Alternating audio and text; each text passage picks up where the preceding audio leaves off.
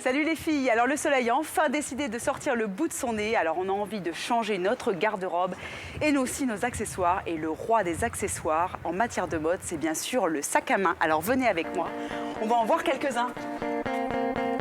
Alors en effet, le sac à main, c'est le meilleur ami de la femme. On lui confie toute notre vie, toute notre intimité.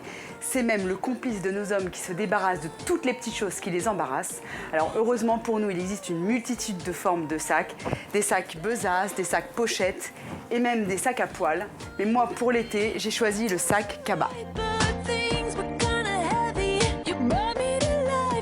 Pour la petite histoire, le mot Kaba provient du latin capax qui signifie ample, avoir une grande capacité. Donc à l'origine, le sac Kaba était un sac de provisions, comme avec les mêmes caractéristiques qu'aujourd'hui, sauf qu'il était souvent en vannerie, donc en panier. Puis dans le début du XXe siècle, les commerçants vont le proposer à leurs clients pour emballer leurs provisions, leurs courses.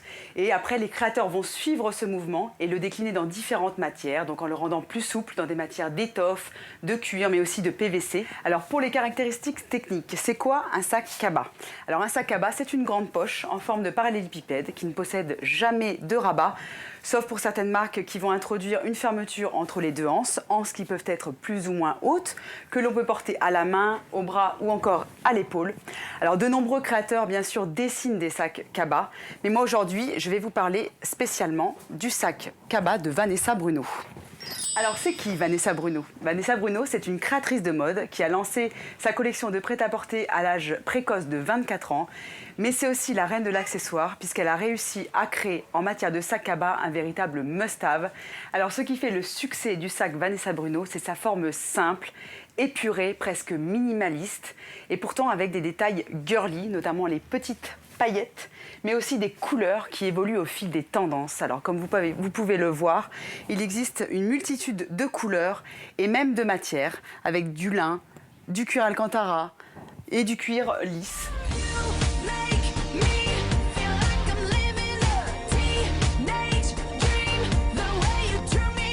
Alors le sac Vanessa Bruno était destiné au départ à une clientèle plutôt trentenaire, quadra, urbaine, mais qu'il a vite délaissé pour ne l'utiliser surtout qu'en sac de plage ou encore en sac à langer. Alors c'est vrai qu'il est assez pratique pour venir y loger biberons, couches et autres lingettes. Alors à qui a profité tout cela? C'est à leurs filles qui vont le piquer à leur maman. Alors c'est vrai que sa forme s'adapte facilement aux nécessaires scolaires et avec ces petits détails girly comme les paillettes, ça fait un véritable tabac dans les cours de lycée. Alors de 75 à 175 € en fonction de sa taille, c'est vrai que le sac Vanessa Bruno reste un investissement pour les adolescentes, mais qui va vite se rentabiliser car elles peuvent l'utiliser en sac de cours, en sac à main et même en sac de plage à l'arrivée de l'été.